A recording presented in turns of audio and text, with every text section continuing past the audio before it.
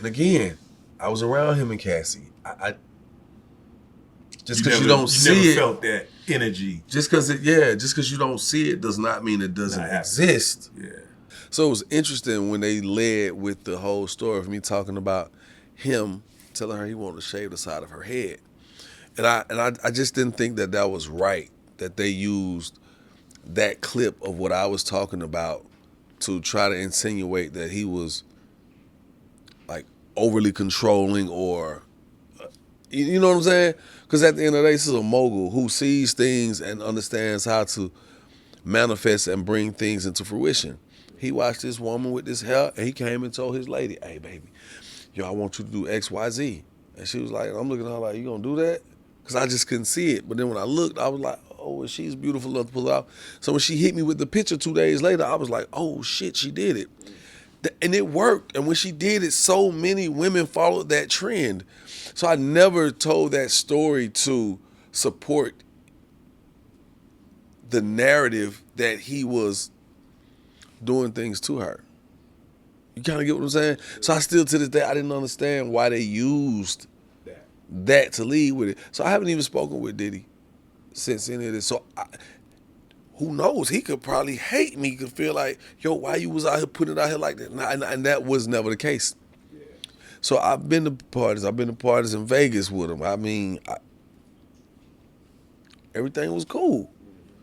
But you know, I never been to the parties that these other people talk about.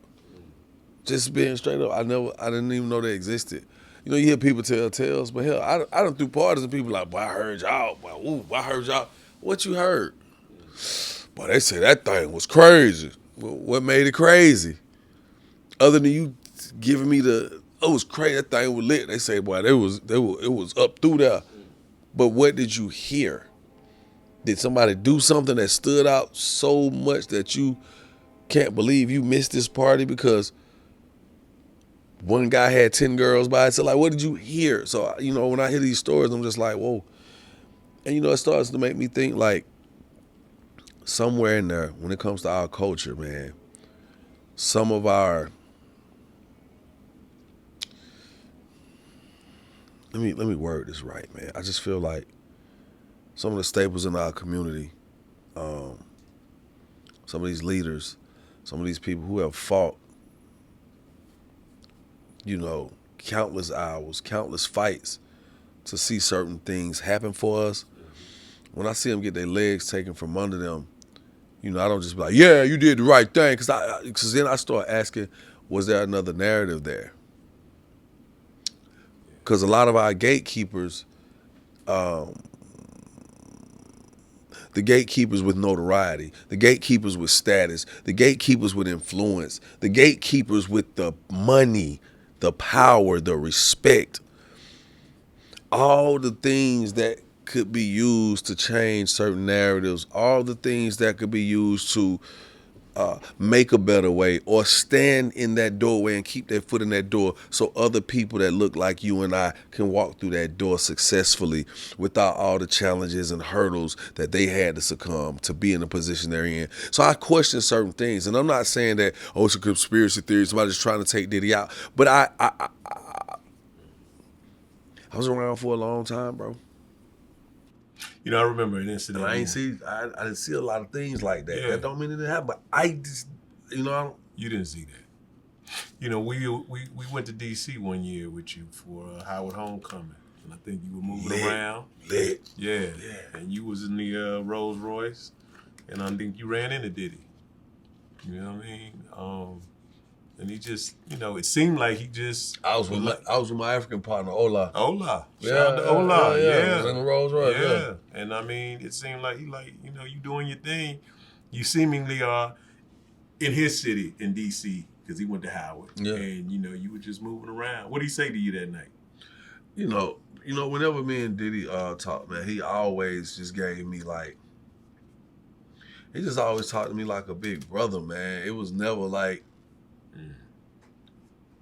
it was always just uplifting. It was always positive. It was always, yo, boy, playboy, look, I'm telling you, yo, all you gotta do is whoop, whoop, and you whoop. You know, it was always like stay on your grind. Don't come off the gas. No brakes. Keep going. And so, when I see all these different things happening to him and the way it's matriculated down to, like, I mean, I don't think we've ever been in this space where you could just look at a Diddy and I'm watching people like, oh, and I'm like, damn, this is Diddy, but with these allegations, Yeah. I always thought it was innocent till proven guilty, and clearly that's not the case now, because if someone comes out and says something about you and they can present what we could assume to be damning evidence, we just kind of go with the notion and the whole concept that, yeah, it must be true. My man settled out. That's the quickest settlement.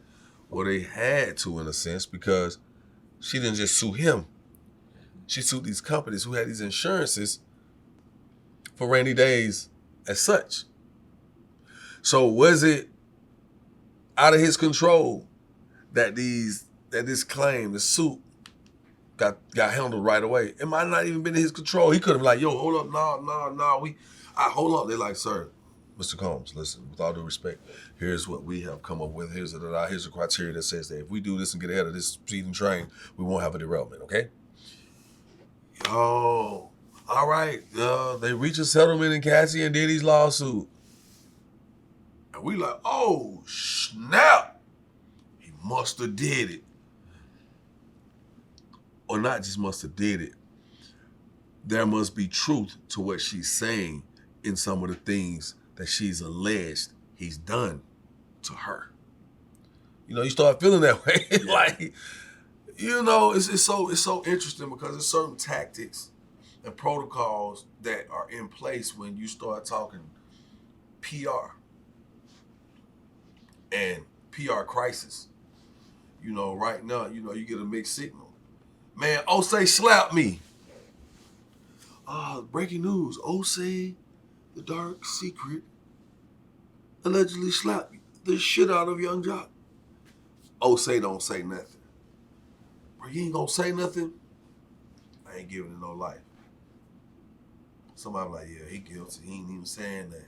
Somebody else saying, I don't believe he did it because he ain't even saying that. He ain't even giving it no life. But then you come out and say something.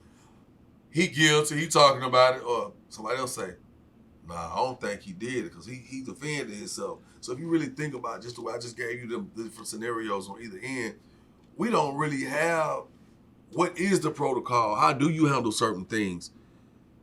Because you're supposed to be innocent until you're proven guilty.